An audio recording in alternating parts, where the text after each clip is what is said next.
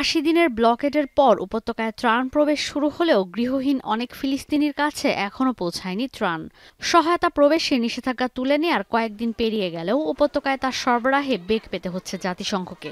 কারণ পুরো উপত্যকায় দুর্ভিক্ষের দ্বারপ্রান্তে। ক্ষুধার্ত অবস্থায় সেই খাবার খাওয়ার আগেই প্রাণ হারাতে হচ্ছে ফিলিস্তিনিদের। তীব্র খাদ্য সংকটে যে সংখ্যা পৌঁছাতে পারে কয়েক হাজারে। অপারেশন গিডিয়নস চ্যারিয়ট শুরুর পর থেকেই প্রতিদিন প্রাণ যাচ্ছে গড়ে শতাধিক ফিলিস্তিনির। طعام له اشياء احنا يعني لولا الله ثم التكيه علينا اللي بتجينا كل اسبوع كل يومين كل ثلاثه ولا كان ما بنقدر ما في طعام. نقوم يوميا بطبخ ما يقارب 500 وجبه لهذا المخيم، ولكن اعداد النازحين تتزايد وبسبب اخلاءات الجيش الاسرائيلي.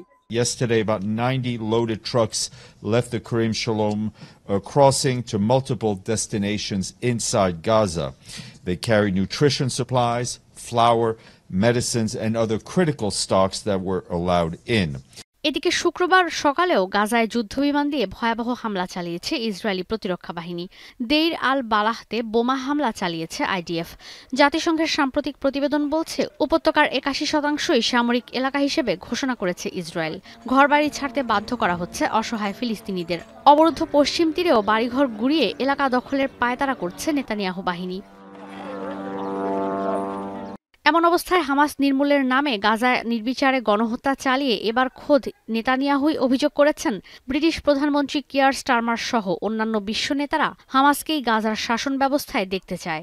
ব্রিটিশ, ফ্রেঞ্চ আর কানাডীয় নেতারা গণহত্যাকারীদের পক্ষ নিচ্ছে। বৃহস্পতিবার ওয়াশিংটন ডিসিতে ইসরায়েলি দূতাবাস কর্মকর্তাদের হত্যার ঘটনায় নেতানিয়াহু দাবি করেছেন কিয়ার স্টারমার, ইমানুয়েল ম্যাক্রো আর মার্ক কার্নি চাইছেন ইসরায়েল সরে যাক, গাজার নেতৃত্বে আসুক Hamas. Evades the leaders of France, Britain, Canada, and others.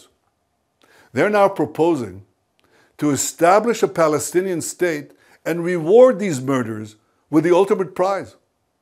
Well, for 18 years, we had a de facto Palestinian state. It's called Gaza. And what did we get? Peace? No. বৃহস্পতিবার Washington ডিসির একটি জাদুঘরের বাইরে হত্যা করা হয় 2 Israeli দূতাবাস কর্মীকে। 31 বছর বয়সী ইলিয়স রদ্রিগেজ নামের সেই ব্যক্তির বিরুদ্ধে হত্যা মামলাও হয়েছে।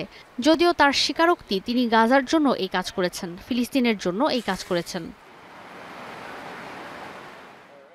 নানা আতঙ্কে দেশের নিরাপত্তা বাড়াতেও তৎপর নেতানিয়াহু। এত সমালোচনার মধ্যেও অভ্যন্তরীণ গোয়েন্দা সংস্থা শিন বেতের প্রধান হিসেবে মেজর জেনারেল ডেভিড জিনিকে নিয়োগ দিয়েছেন নেতানিয়াহু। 51 বছর বয়সী জিনি হলোকাস্ট থেকে বেঁচে ফেরা একজন। গেল এপ্রিলে দায়িত্বে অব্যাহতি দেন শিন বেতের প্রধান রনেন বার। 15 জুন দায়িত্ব থেকে অব্যাহতি নেবেন তিনি। এই পরিস্থিতিতে শিন বেতের নতুন প্রধান নিয়োগের পাশাপাশি কাতারে যুদ্ধবিরতি আলোচনা ভেস্তে যাওয়ায় তেল আবিবেও ফুঁসে উঠছেন সাধারণ ইসরায়েলিরা। এদিকে কেবল গাজায় সীমাবদ্ধ নেই ইসরায়েল, থেমে থেমে হামলা চালাচ্ছে ইয়েমেন আর লেবাননেও। পাল্টা হামলা হচ্ছে ইয়েমেন থেকেও। চলতি সপ্তাহেই ইয়েমেনের 2টি বন্দরে হামলা করেছে আইডিএফ। জবাবে তেল আবিবে মিসাইল ছোড়া হয়েছে ইয়েমেন থেকে। মিসাইলটি ভূপাতিত করতে সক্ষম হলেও ইসরায়েলের বিভিন্ন অঞ্চলে বেজে ওঠে সাইরেন। দায় স্বীকার না করলেও ইসরায়েলে অনবরত মিসাইল ছুড়ছে হুথি বিদ্রোহীরা। অন্যদিকে লেবাননের দক্ষিণাঞ্চলে ভয়াবহ হামলা চালিয়েছে ইসরায়েলি প্রতিরক্ষা বাহিনী। দক্ষিণের নাবাতিয়ে জেলার একটি শহরে হামলা চালিয়ে ভবন গুঁড়িয়ে দেওয়া হয়। চলতি মাসের শুরুতে এই জেলায় 14 বার হামলা চালিয়েছে আইডিএফ। অথচ গেল বছরের নভেম্বর থেকে লেবাননের সঙ্গে ইসরায়েলের যুদ্ধবিরতি চলছে। ইসরায়েলের বেপরোয়া আচরণের কারণে চতুর্মুখী এই সংঘাত থামাতে বারবারই ব্যর্থ হচ্ছেন ট্রাম্প। ঈশিতা ব্রহ্ম, এখন বিশ্ব।